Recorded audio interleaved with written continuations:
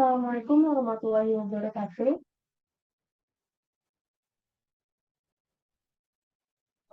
Izin memperkenalkan diri, nama saya Nuriyalita Apriani, di sini saya selaku moderator. Di sini saya bersama dua teman saya, yaitu Nadia Rediana Pratama dan Gita Malia. Kami akan mempresentasikan hasil diskusi kelompok kami mengenai analisis dalam mengatasi masalah pengangguran, inflasi, dan stagnasi tumbuhan ekonomi.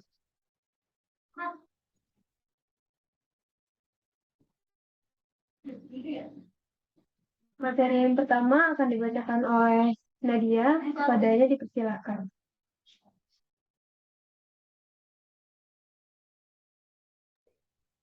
Kebijakan fiskal adalah kebijakan penyesuaian di bidang pengeluaran dan penerimaan pemerintah untuk memperbaiki keadaan ekonomi. Atau dapat juga dikatakan kebijakan fiskal adalah suatu kebijakan ekonomi dalam rangka mengarahkan kondisi perekonomian untuk menjadi lebih baik dengan jalan mengubah penerimaan dan pengeluaran pemerintah.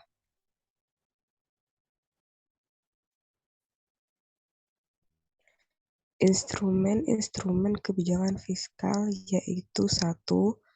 Functional finance atau pembiayaan fungsional, yaitu kebijakan yang berfungsi untuk mengendalikan dan mempertimbangkan anggaran, pembelanjaan pemerintah dan dari berbagai macam akibat yang ditimbulkan secara tidak langsung terhadap pendapatan nasional suatu negara dan bertujuan untuk meningkatkan volume kesempatan kerja bagi masyarakat.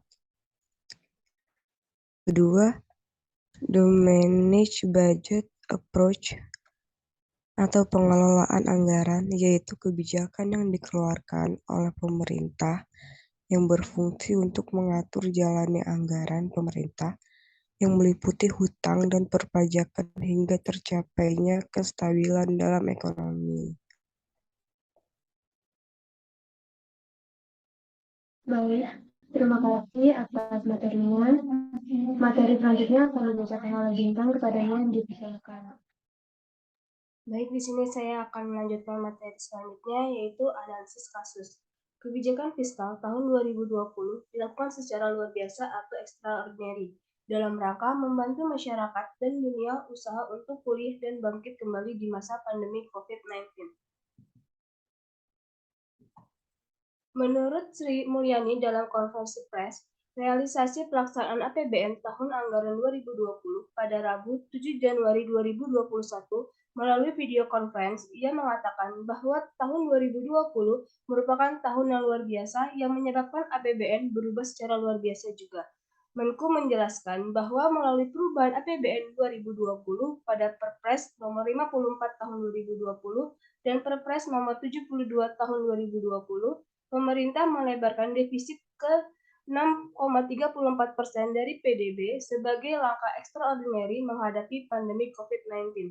Realisasi pelaksanaan APBN tahun anggaran 2020 melalui video conference menjelaskan bahwa kebijakan fiskal tahun 2020 dilakukan secara luar biasa dalam rangka membantu masyarakat dan dunia usaha untuk pulih dan bangkit kembali di masa pandemi, dan menjadikan UU nomor 2 tahun 2002 dijadikan dasar untuk merumuskan dan mengalokasikan anggaran secara ekstraordinari dalam rangka pemulihan ekonomi nasional dan penanganan COVID-19. Baik, terima kasih atas materinya. Kesimpulan manfaat dari APBN 2020 yaitu yang pertama, output di bidang kesehatan antara lain berupa insentif, tenaga kesehatan, bantuan iuran JKN, alat kesehatan, penambahan gedung atau ruang baru puskesmas, pembayaran pengobatan pasien, dan obat-obatan atau barang habis pakai. Yang kedua, output di sektor bantuan sosial, bantuan pemerintah subsidi, dan dukungan UMKM antara lain seperti kartu sembako, diskon listrik, bantuan upah karyawan BLT, dana desa, dan subsidi bunga UMKM. Dan yang terakhir, output di sekitar pendidikan dan infrastruktur antara lain KIP, BOS dan kuliah bagi lulusan SMA atau sederajat yang memiliki potensi akademik baik tetapi memiliki keterbatasan ekonomi dan program kartu prakerja masih menjadi program prioritas pemerintah. Sekian materi dari kami. Assalamualaikum warahmatullahi wabarakatuh.